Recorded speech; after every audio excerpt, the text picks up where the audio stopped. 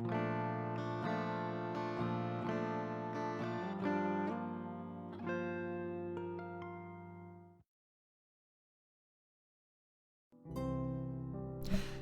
everybody, welcome back to Echo. A couple things before we get started with today's video. First off, content warnings. This video is going to contain lots of instances of gaslighting throughout, as well as one character feeling extremely possessive to the point of violence towards another. So if you're sensitive to those, I would suggest you proceed with caution. Secondly, this video is going to end in a weird place, but there's not really a good cutoff point for this first section of Saturday on TJ's route. Having said those things, let's get started.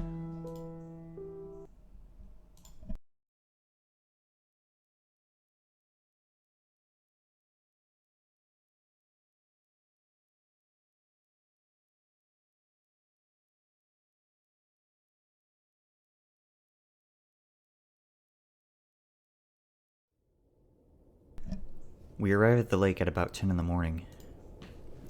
Julian had driven down over an hour ago to pick us up before driving to Carl's house. Carl wasn't ready when we got there, and when he answered the door, his eyes were bleary and red. It took him a good 20 minutes to get ready, and all the while I struggle not to glare at him. It's weird. I've been friends with the Ram for almost my entire life, and it's only now that I'm feeling real disgust for the person that he is. So many self-created problems. He keeps his head down most of the time, so he doesn't see me. He's still feeling sick, too, so he opts to ride in the truck bed on the way down, and Jenna sits with him. I can't help but wonder what might happen if we have an accident. TJ sits next to me, and this time I'm sure to sit in the middle, so that Julian is on my left and TJ is on my right. It feels better this way. As the lake comes into view, I rest a paw on TJ's knee. He glances at me, then nods in acknowledgement. I give his thigh a squeeze, then wait as we pull into the parking lot, going over the scenarios in my head for what might happen. Well, here we are. We don't say anything in response as we quietly get out of the truck. Jenna jumps out of the truck bed easily, but Carl struggles, and I imagine him falling straight out and face-planting into the asphalt. Jenna helps him, though, and then we're all walking down the trail toward the lake, single file. I walk right behind TJ, though, so I can keep an eye on him and anyone else that might try to fuck with him. Wow, it's been 12 years since I've been down here. Yeah. There's a cool freshness to the air by the lake. I breathe it in and get hit with the sweet memories of spending entire days down here. Swimming in the lake, building sandcastles, poking at dead fish on the beach. As we start walking on the beach and approach the big boulder, I feel my heart start to hammer in my chest. I pick up my speed to catch up to TJ. How are you feeling? I'm okay. You don't sound okay. I'm nervous. We all are. I actually feel like I'm gonna throw up. TJ suddenly reaches out his paw and holds mine. I'm surprised. TJ's never done this before, and though I know it's probably due to the situation we're in, it still makes me feel warm inside. It's going to be okay, I know it. This is going to be the end. TJ's voice breaks up on the last word. The end? The end of what, exactly? TJ's guilt over Sydney? The mystery over what exactly happened to him? The world as we know it? Yeah, that's probably it. Because I know that after this morning, things are never going to be the same again. Just remember that if it's buried by that boulder, it's probably gone by now. I know I've said that every time before, but the lake has flooded a few times since. I look up at the steep, rocky bank on our right. Remember that spring that it went all the way up to the road? Yeah. I look back at our friends. Jenna's walking side by side with Carl, talking to him in a low voice. Julian is ahead of him and he's looking directly at me. I look away. I'm just saying that even if it's there, it's probably water damage to the point that we won't be able to read it. TJ stays silent just as we come up on the rock, sitting there on the beach like it has since I can remember. Probably like it has since before the lake was even created. TJ still holds my paw as Julian, Jenna, and Carl stand next to us, the 5 of us in a sort of semicircle around the boulder. Well, here we are. Julian says the exact same thing he said in the parking lot, and I feel myself starting to get annoyed. But I cling to TJ's paw, and that calms me down a little. So, if it's still here, it could be anywhere. Knowing Sydney, Jenna says his name carefully, he'd probably leave a marker of some kind. This one could be hard to find. Remember that he said it's by Carl's drawing. It'd probably be right next to that. I don't know, guys. The other ones were inside of something. This is just out on a beach. The sand's changing all the time. Carl digs at the damp sand with a hoof, his paws shoved into his pockets, eyes downcast. Everything okay, Carl? I say it sharply, not bothering to filter out the annoyance in my voice. He looks up at me, a bit surprised. Huh? Yeah, I'm okay. I just feel sicker from the ride down. Smoke too much? Carl frowns. No, I just get sick sometimes when I'm stressed out.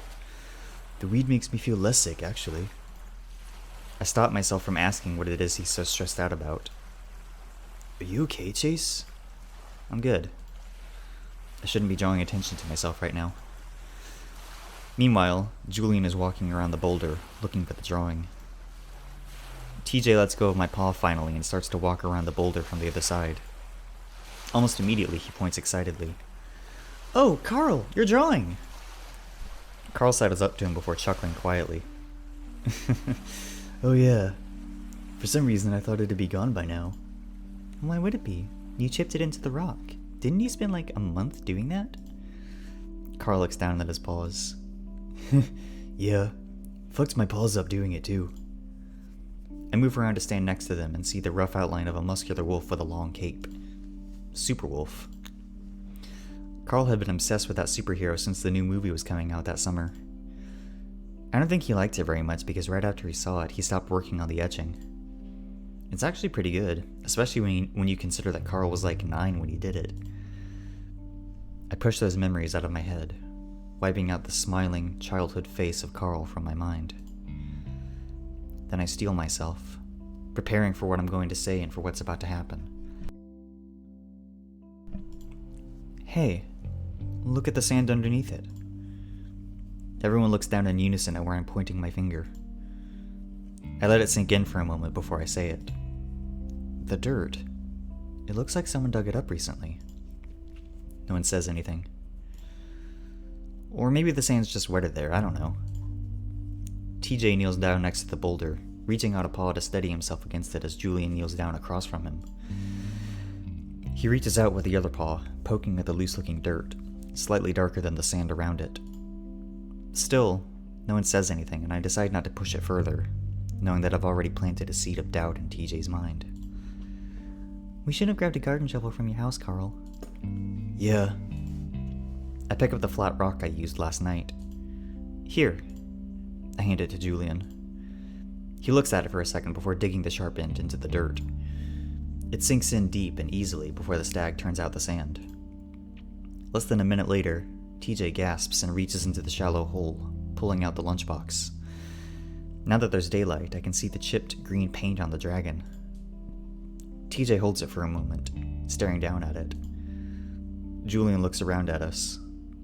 Was that Sydney's?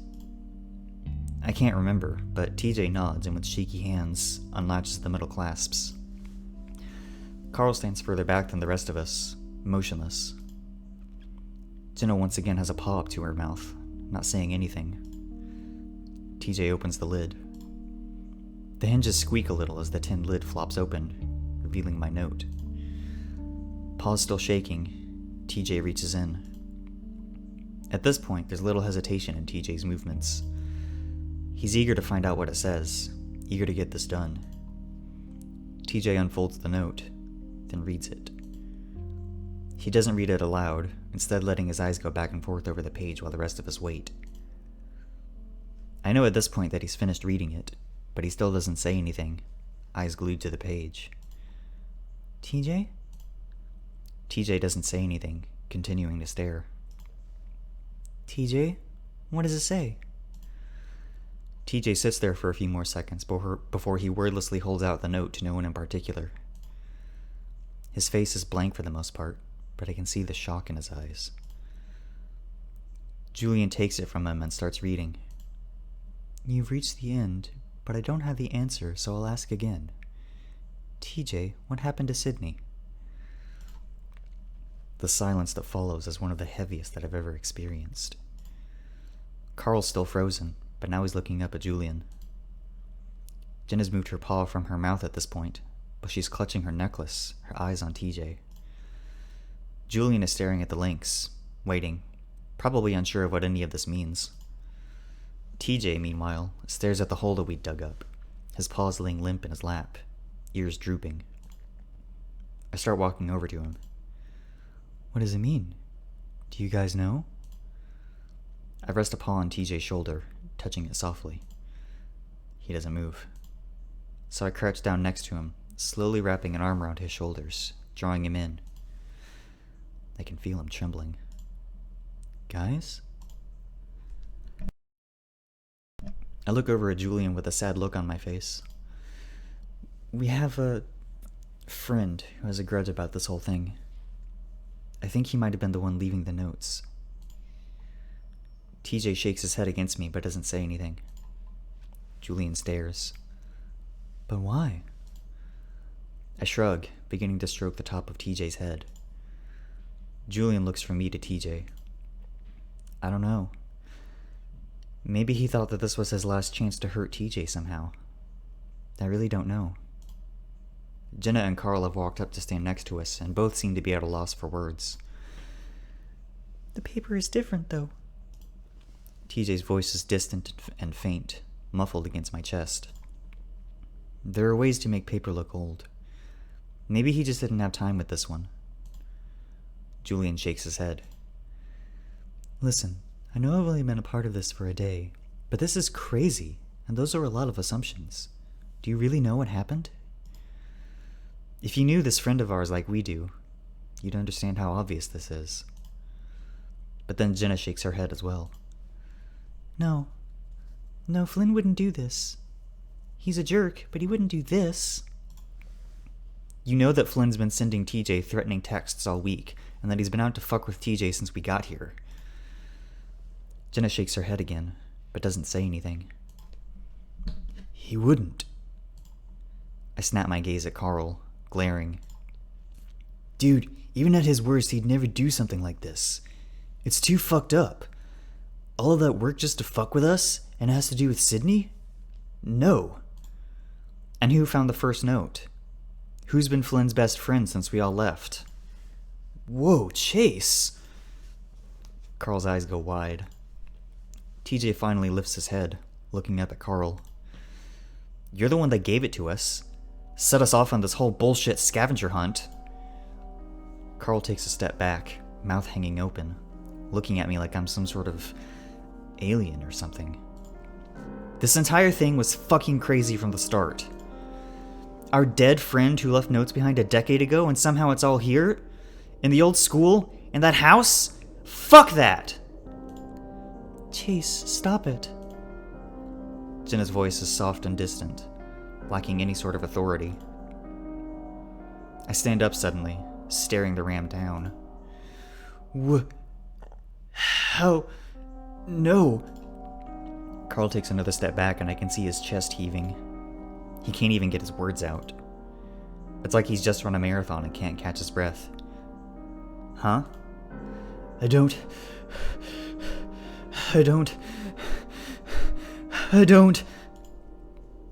Carl clutches his chest and I can't help but notice how fucking guilty he looks right now. He suddenly retches and gags loudly. Carl, breathe. No! You can't use your fucking anxiety, I make air quotes. You monster.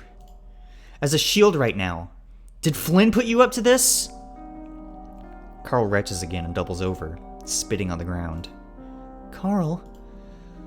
Jenna starts walking toward the ram, but at that moment something rushes past me, then past Jenna. I have a moment to see TJ's back. His tufted ears are laid flat against his head, like he's moved so fast that the wind has pushed them back. There's another quick movement that I can't quite see from my angle. But then Carl's stumbling back, a paw up to his face, letting out a gasp like he'd been holding his breath for 10 minutes. I lunge forward, reaching out for TJ as the cat goes in for another swipe. Carl jumps back toward the embankment, and as he does, he lands on the many rocks that separate the beach from the road. I grab the back of TJ's shirt just as I see Carl's hoof disappear between rocks. Then Carl falls back. There's a sound like a thick branch snapping in two, cutting through the air like a gunshot. Immediately, Carl lets out the most hideous scream I've ever heard the ram make. No! Jenna runs past us, followed by Julian at a more even jog. Meanwhile, I hold on to TJ, the lynx still going after Carl, making a yowling sound as his claws swipe at the air, baring his teeth. He's wild, feral, not thinking at all. TJ! TJ, stop! I'm here! I'm here! I try talking into the lynx's ear, and at the same time I feel him starting to go limp in my grasp, the energy and rage slowly going out of him. I finally feel safe enough to turn him around, pulling him into a hug. It's okay. You got him, you're fine. TJ looks toward Carl one last time, watching the ram roll back and forth on his back, choking, howling, and screaming all at once. Oh my god. Oh my god. TJ suddenly turns his face into my chest and starts to cry. Jesus, his ankle. Carl, can you move? But Carl isn't listening, continuing to scream and hyperventilate at the same time. Call an ambulance. I don't know who she's talking to, but Julian pulls out his phone. TJ continues to sob into my chest, and I start to move away, toward the trail, pulling TJ with me. I'm taking TJ back to the motel. Yes, leave please. Jenna snarls at me over her shoulder. Hi, we need paramedics. Yeah, someone here tripped and broke his leg and now he can't get up. Carl, I know it hurts, but you need to breathe. I'm going to count. Jenna's voice fades away as I start fast walking toward the trail, pulling the sobbing TJ along with me.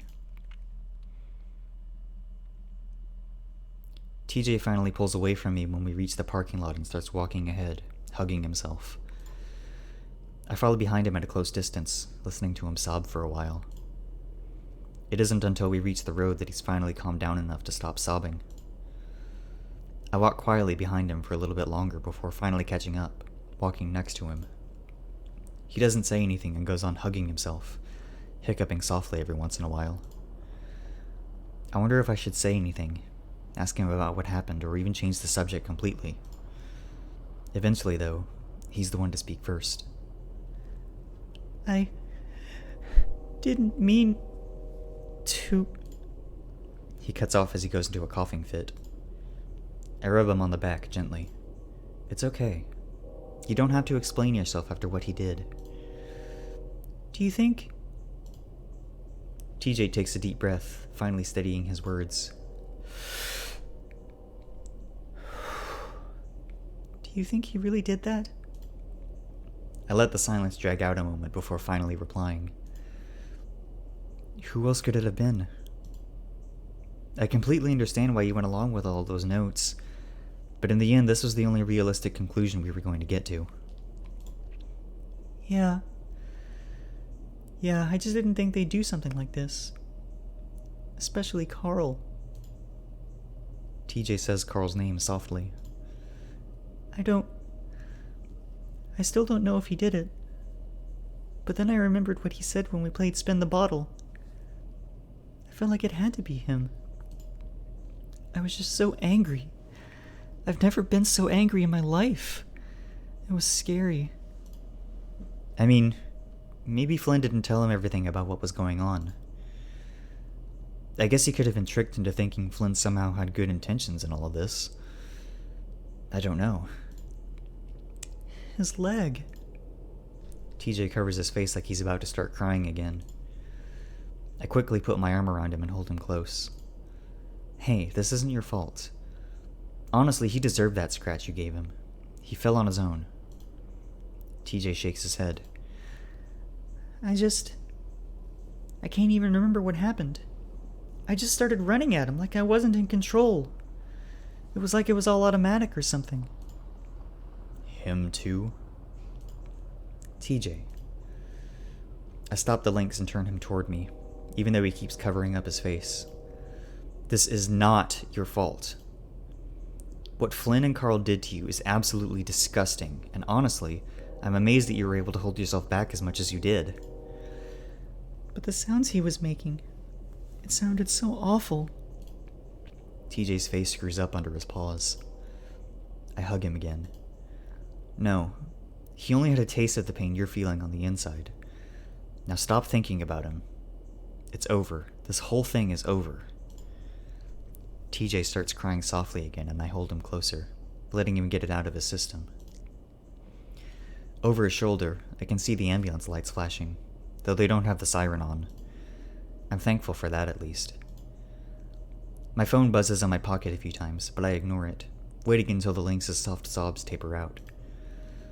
I turn him away from the lake so he doesn't see the lights, and we keep walking slowly up the road. Less than a mile away, the hotel sign glints in the sunlight. TJ shuffles along, continuing his quiet snuffling. Did you want to leave today? I don't know. Maybe. Well, let's get back to the motel and sit down for a while, okay? Then we can decide what we want to do. Okay. TJ's breathing evens out again as we get closer to the motel. But why do you think Flynn would do that? It doesn't make any sense. I shrug. Well, like I said yesterday, I think now that he knows he isn't going to get the answers he wants, he's just out to hurt us now. That's it, really. You were right. I guess I just didn't think he could be capable of that. I mean, you always see the best in people. There's nothing wrong with that. TJ doesn't respond, and we're silent the rest of the way there.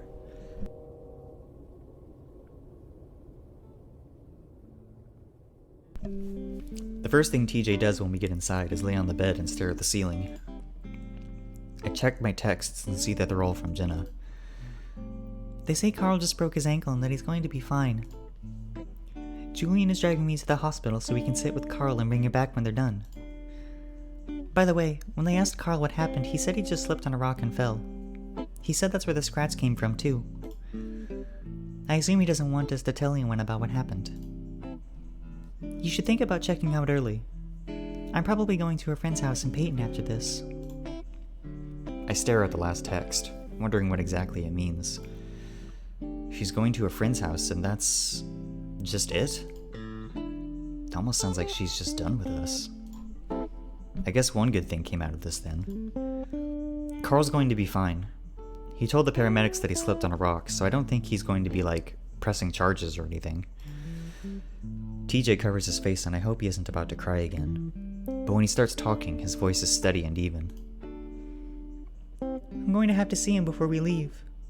I don't want to leave this town like this. He sounds defeated, like he knows things are now ruined beyond any sort of repair. I suddenly feel a wave of compassion and love for the lynx, the one purely good person in this shit town. I get up and drape myself over the bed next to TJ. He looks up in surprise, ears perked and twitching, his tufts waving around in the most adorable way.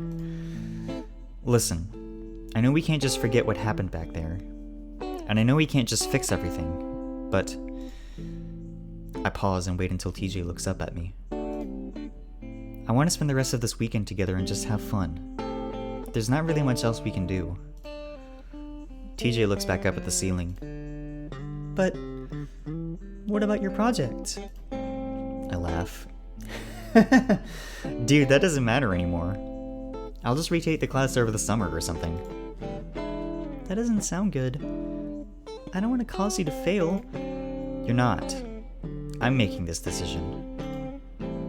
TJ continues to stare at the ceiling, his eyes glistening with unshed tears. I don't know. It doesn't feel right. I just broke Carl's leg. Carl fell and broke his leg, TJ. No, I did it.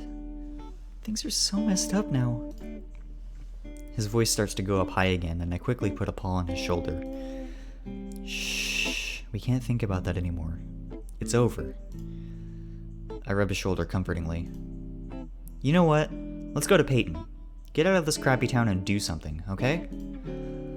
TJ lets out a shuddery sigh. Maybe. I just need a minute. Okay. I roll over and look out the window through the blinds, feeling like I've accomplished something. Things went a little further than what I'd planned on, but it's working out for the best.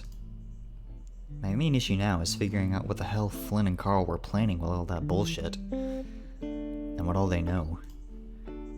Assuming it had been them at all, but as of right now I can't imagine who else it could have been. I feel a little guilty about what happened to Carl, but I had to show everyone how stupid and crazy the whole thing was. And just then, I see Flynn's truck roll into the parking lot. I tense up, staring in disbelief. What the hell reason would he have to come here? I'm only frozen up for a moment before I suddenly swing my legs off the bed. I don't know if TJ's looking. I hope not, as I start closing the blinds. I'll close these so the sun isn't shining in your eyes. And I'm gonna make a call to Jenna to make sure things are going alright, okay? I look back and I'm relieved to see TJ only now looking over at me. Okay. Tell her I'm sorry. I will. Now get some rest. I try not to look like I'm in a hurry as I go to the door and open it just wide enough for me to slide out. Flynn's truck pulls into our parking space about 20 feet away, and I jog over to him before he can get out. Excuse me?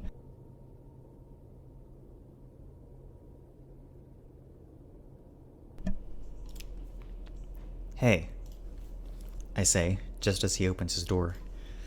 He looks at me coldly for a moment before getting out and slamming the door shut. Hey. We stand there awkwardly for a full 10 seconds, but Flynn doesn't say anything. You need something? Why do you think I'm here, Chase? I shrug. I have no idea, Flynn.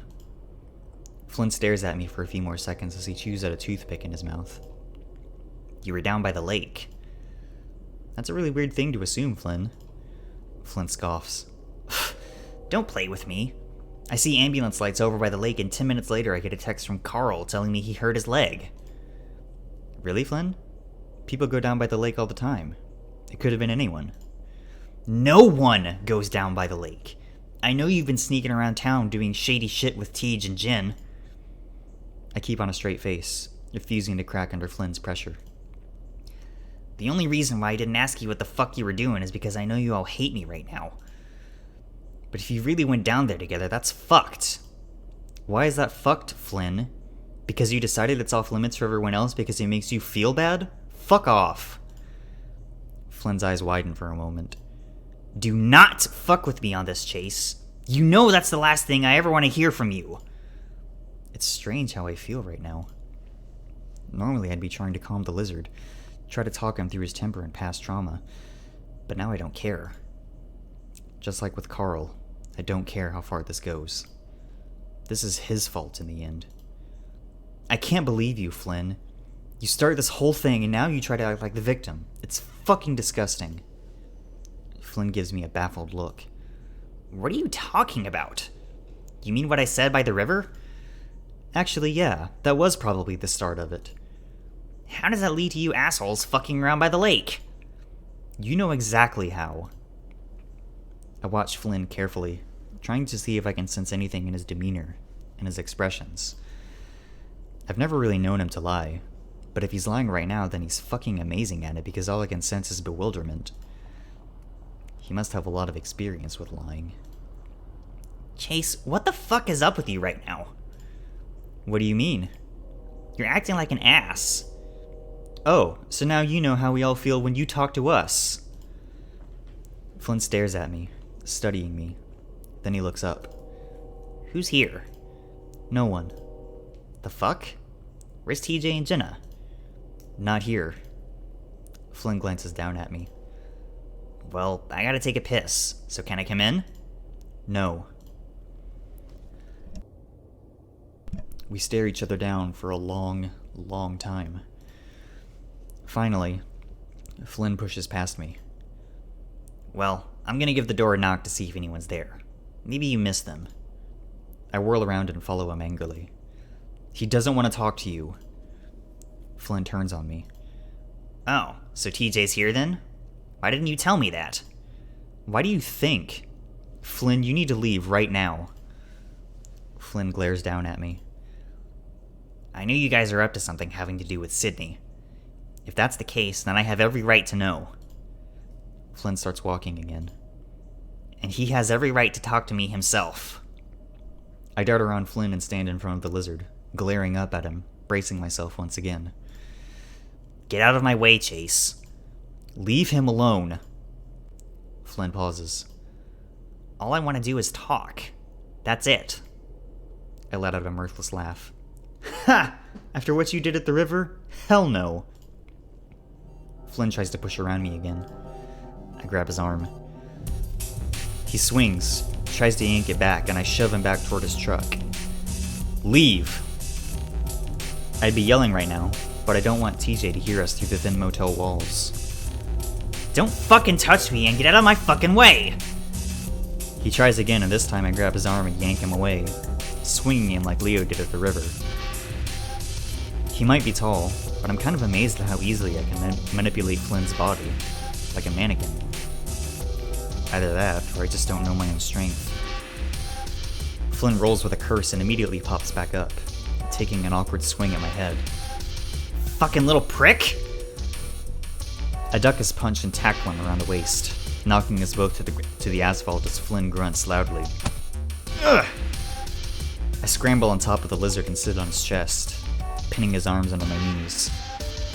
Again, he can barely move under me. Weak. Weak. I snarl down at him, raising a fist. Flynn flinches, closing his eyes and turning his head away. I pause, letting the tension build. Finally, I slowly lower it. Leave, Flynn. Otherwise I'm gonna cave your fucking face in. I'm tired of you bullying TJ and taking out all your problems on the rest of us and just being a miserable piece of shit all your life. I keep my voice low, almost growling like a canine. Flynn cracks open an eye, looking up at me in fear. I fucking hate you.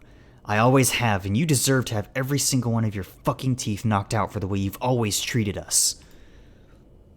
I look back toward the door, but it's closed. Quiet. I look back down at Flynn. Leave, and I never want to see your ugly fucking face ever again. Understand? Flynn just stares up at me. I can see the fear still, and maybe even a little hurt. What happened, Chase? I don't say anything. I know he isn't going to fight anymore. I get up and Flynn lays there for a moment, staring at me. Finally, he rolls over and gets to his feet unsteadily. Then, without a word, gets back into his truck and starts it up. I turn away finally, hearing the lizard pull out of the parking lot as I open the door to the motel. I'm relieved to see TJ sitting on the bed, looking down at his phone. I was positive that he'd heard something.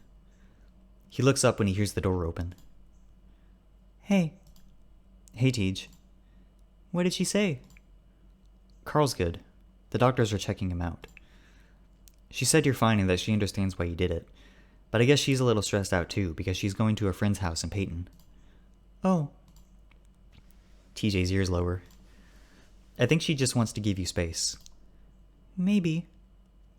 I did get a text from Julian. Oh, really? There's that twinge of irritation.